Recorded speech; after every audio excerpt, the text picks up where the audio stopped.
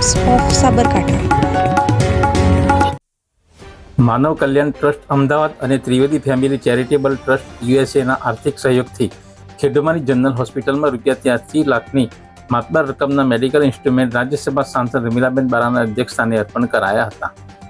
ખેડમાના ગરીબ અને અંતરિયાળ વિસ્તારના લોકોને મોટા ખર્ચમાંથી મુક્તિ મળે તે માટે શારદાબેન છોટાલાલ ત્રિવેદીની યાદમાં યુએસએના ફાઇનાન્શિયલ એડવાઇઝર મધુસૂદન છોટાલાલ ત્રિવેદીએ ખેડમાની જનરલ હોસ્પિટલમાં digital x-ray machine, mammography machine, radiography machine, ultrasound machine સહિત નવ આધુનિક મશીન એમ કુલ ₹83 લાખના મેડિકલ ઇન્સ્ટ્રુમેન્ટ ખેડમાની જનરલ હોસ્પિટલમાં અર્પણ કરાયા હતા।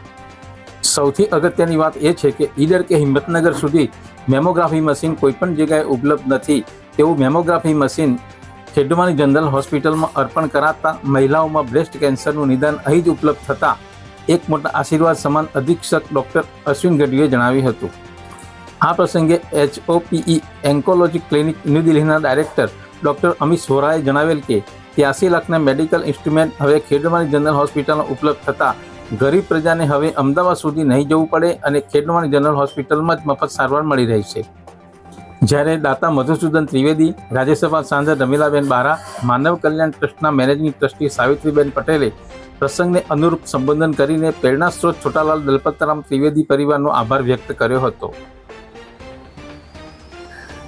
હું ડૉક્ટર અમીશ વોરા, કેન્સર વિશેષજ્ઞ, આજે ખેડબ્રહ્મા તાલુકામાં સિવિલ હોસ્પિટલમાંથી અમે બધા એકત્રિત થયા છીએ।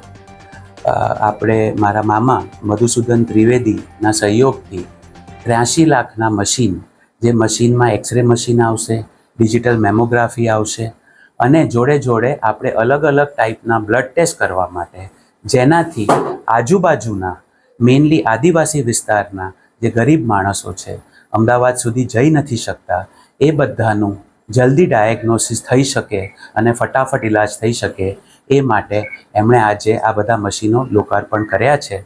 9 મશીન છે અને આપણે બધા એમ ઈચ્છીએ કે આ મશીનોનો પૂરો સદુપયોગ આપણે જે જરૂરી પેશન્ટ છે એ લોકો માટે થાય।